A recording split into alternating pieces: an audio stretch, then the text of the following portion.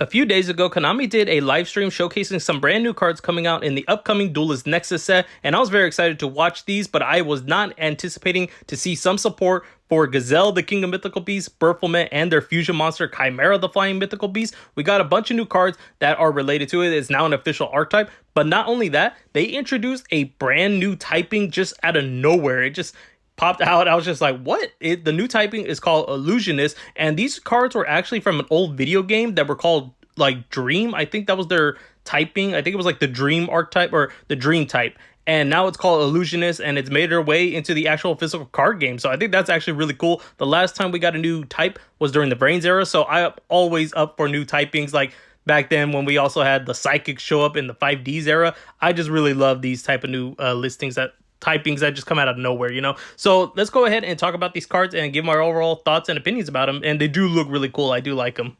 The first card we're going to be talking about is Gazelle, the King of Mythical Claws. It is an Earth, level 4, 1500 attack, 1200 defense, beast effect monster. You can only use the first and second effect of this card's names once per turn.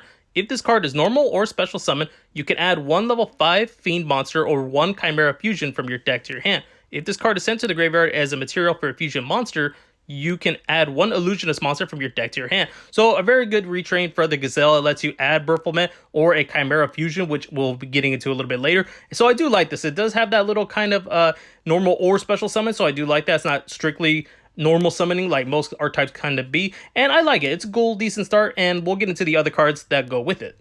Next up, we have Berfomet, the Great Wings. It's a dark, level 5, 1400 attack, 1800 defense, fiend effect monster. You can only use the first and second effect of this card's name once per turn. If this card is normal or special summoned, you can add one level 4 beast monster and or one Chimera Fusion from your deck to your hand. Also, you cannot special summon monsters from your extra deck for the rest of this turn except fusion monsters. If this card is sent to the graveyard as a material for a fusion summon, you can target one Illusionist monster in your graveyard, special summon it. So again, I love this whole normal or special summon clause. It's not strictly normal summoning, but this allows you to add both cards to your hand, and it's really good to get into that fusion fusion climb. I was about to say like link climbing, but no, fusion climbing, and I'll talk about that when we get to the Chimera Fusions and all that. But yeah, this is a really decent card. I like this, and it definitely is a major improvement on the original Berfomet, and it's a really good card. And we'll get into the Illusionist cards because both of them, Gazelle and this new Berfomet, work with the new Illusionist cards, and they actually come to play with these cards very well. The first Illusionist card is Cornfield Kota. I don't know if I'm pronouncing that correctly. It is a win, level 4, 500 attack, 1700 defense, Illusionist effect monster. You can only use the first and third effects of this card's name each once per turn. You could discard this card, add one monster that mentions Chimera Fusion from your deck to your hand except Cornfield. And then the second effect is monsters cannot be destroyed by battles involving this card. Third effect is when your opponent activates a card or effect that targets a card or cards you control, and you control a Chimera, the Flying Mythical Beast, you can banish this card from your graveyard or field and negate the effect, and if you do, destroy that card. So really cool. This gets the searching starting with your Gazelle or your Berfomet. And most of these Illusionist monsters all have this middle effect of that monsters cannot be destroyed by battles involving this card. So it kind of feels like they're not even actually there. And I think that's kind of the gimmick of these Illusionist monsters. But this is your kind of starter just to discard it to add, Gazelle if you wanted to.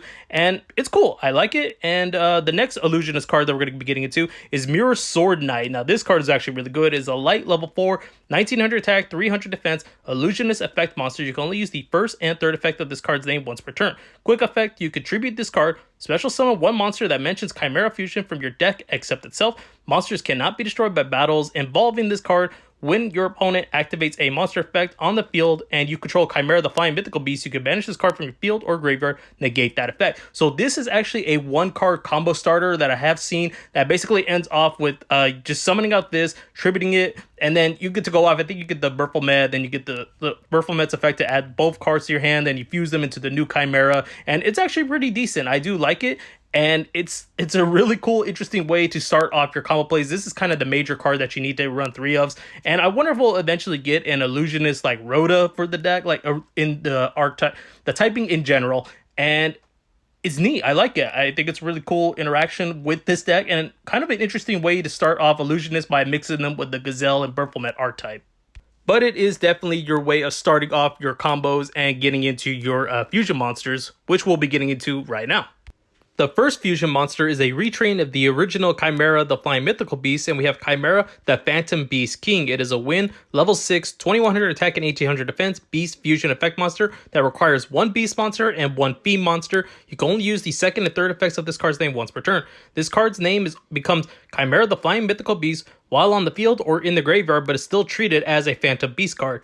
If this card is fusion summoned, you can activate this effect. During the end phase of this turn, send one random card from your opponent's hand to the graveyard. During your opponent's turn, quick effect, you can banish this card from your graveyard, then target one beast, fiend, or illusionist monster in your graveyard, special summon it. So this card is actually really good. I do like the boost that it had compared to the original one, which back in the day only had a destruction effect to bring back one of the fusion materials. So definitely a really good boost. It is also generic for this archetype, and it's nice. I like it. It's a really good set. It's still the same stats and everything like that, so it's neat. I like the retrains whenever they do it, and figures they do it for the original DM era, so that's kind of cool. I like it, and it's a nice fusion monster.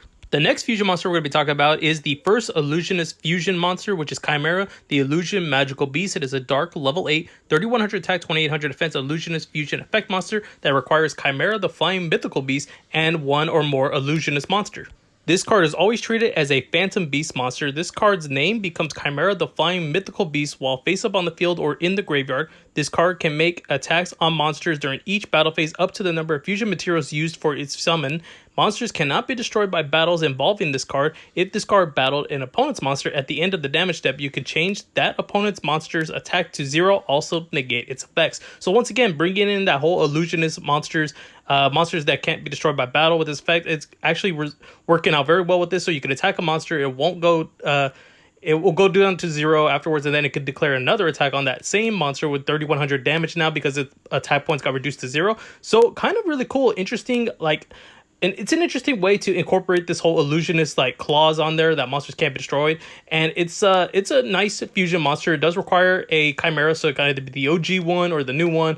And it's interesting. I like this card, and again, it's the first illusionist fusion monster, so that's really cool. I like the artwork for it as well. It looks really nice. The final card of the archetype is Chimera Fusion. It's a quick play spell card. You can only use the second effect of this card's name once per turn. During the main phase, fusion summon one fusion monster from your extra deck using monsters from your hand or field as fusion materials, including a beast or fiend monster. During your main phase, if this card is in your graveyard and you have Chimera, the Flying Mythical Beast, on your field or in your graveyard, you can activate one of these effects.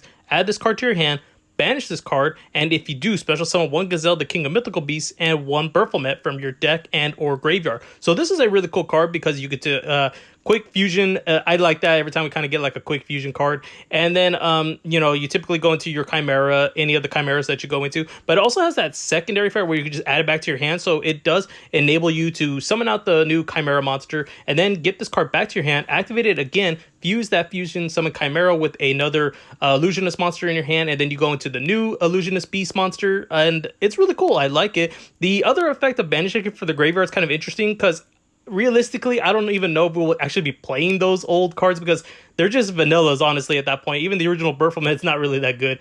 And it's interesting that it didn't say Gazelle monster or Berfomet monster instead, but it's specifically those two old school cards. So that's kind of interesting as well. But yeah, overall, all these cards were really cool. I did like them. I did like that we got a retrain of all these cards to kind of celebrate that whole 25-year anniversary, quarter century, and it's really neat that they went back and revamped the Phantom Beasts basically because they're all treated as Phantom Beasts, most of them, and it's nice. I like the surprise that we got a new typing out of nowhere, Illusionist. That's really interesting, and yeah, I have no complaints about these. Like I said, the Mirror Knight has that Mirror Knight monster has a 1-card combo starter, which is kind of cool. So if you can incorporate something else into that, probably Branded or anything else that you cut it, because you do have to normal summon that monster in order to get its effects. So you kind of have to rely on using other stuff. So Branded is the easiest thing you could incorporate with this.